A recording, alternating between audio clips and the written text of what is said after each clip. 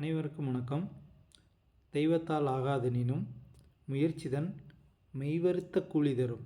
இன்றைக்கி நம்ம என்ன பார்க்க போகிறோம் அப்படின்னா, fire and rescue service department வந்துட்டு எடுக்கலாமா வேண்டாமா அப்படின்றத பற்றி தான் பார்க்க போகிறோம். எப்போவுமே ஒரு டிபார்ட்மெண்ட்டை எடுக்கலாம் அப்படின்னா நமக்குள்ளே எழுற ஒரு கேள்வி ஒரு 12 கேள்விக்குள்ளே அடைக்கிடலாம்.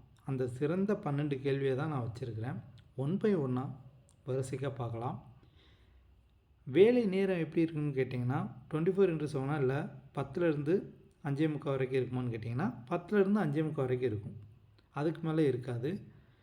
வேலையின் தன்மைன்னு கேட்டிங்கன்னா ரொம்ப எளிதாக தான் இருக்கும். கடினமாக இருக்க வாய்ப்பில்லை.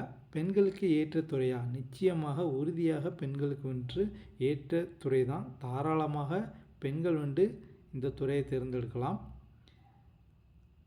வேலைப்பளு இருக்குமா? வேலைப்பளு உறுதியாக இருக்காது. சனி ஞாயிறு விடுமுறை 2 நாட்களுமே விடுமுறை தான். சனி ஞாயிறு 2 நாட்களுமே விடுமுறை தான். துறை தேர்வு உங்களுக்கு உள்ளே போனதுக்கப்புறம் 3 பேப்பர் எழுத வேண்டியிருக்கும். இதை கவர்மெண்ட் வருஷத்துக்கு 2 தடவை நடத்துவாங்க. நீங்கள் 3 தேர்வும் எழுதி பாஸ் ஆகிட்டீங்க அப்படின்னா நீங்கள் பதவி உயர்வுக்கு தகுதியான ஆள். ஸோ அப்போ பதவி உயர்வு எப்படி இருக்குன்னு கேட்டிங்கன்னா அது ஒரு 3 வருஷம் ஆகும். 3 வருடங்களில் நீங்கள் ஜேஏ டைபிஸ்டில் இருந்தீங்க அப்படின்னா நீங்கள் அசிஸ்டண்ட் ஆகிடுவீங்க. மேற்படிப்பு படிக்க முடியுமா? இப்போ ஃபயர் அண்ட் ரெஸ்கியூ டிபார்ட்மெண்ட்டை நான் செலக்ட் பண்ணிட்டேன். இதுக்கு மேலே நான் உட்காந்து மேலே படிக்கணும்னு ஆசைப்பட்றேன்.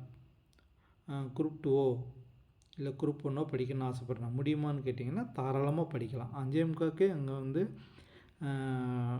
ஆஃபீஸ் ஓவர் ஆயிரும். அதுக்கடுத்து நீங்கள் உட்காந்து படிக்கலாம். பண்டிகை நாட்களில் படிக்கலாம். அப்போவும் லீவு தானே. சனி ஞாயிறும் லீவு தான், படிக்கலாம். குடியிருப்பு கிடைக்குமா? கிடைக்கும். ஆனாலும் 2 to 3 வருடங்கள் ஆகும். பணிமாற்றம் எப்படி இருக்கும்? நீங்கள் இருக்கிற ஏரியாவோட சரௌண்டிங்கில் ஏதாச்சும் ஒரு யூனிட்டில் காலி பணியிடம் இருந்தால் நிரப்புவாங்க. 2 வருஷத்துக்குள்ளே வாய்ப்புகள் இருக்குது. Mostly fire and rescue department எடுத்தவங்களுக்கு சென்னையில் தான் போடுறதுக்கான வாய்ப்புகள் இருக்குது. சவுத்தில் இந்த ஃபயர் அண்ட் ரெஸ்கியூ டிபார்ட்மெண்ட்டில் மோஸ்ட்லி வேக்கண்ட்லாம் இருக்கிற மாதிரி தெரில. எப்போவுமே மோஸ்ட்லி ஸ்டேட் சீனியரில் ஹெட் ஆஃபீஸ் போடுறது தான் வழக்கம். சென்னை போடுவாங்க. சென்னையில் ஒர்க் பண்ணிட்டு அதுக்கடுத்து அங்கே போய்ட்டு ட்ரான்ஸ்ஃபர் எழுதி கொடுத்தீங்கன்னா நீங்கள் உங்கள் சொந்த ஊர் பக்கத்துலேயே வேக்கண்ட் வரும்போது போடுவாங்க.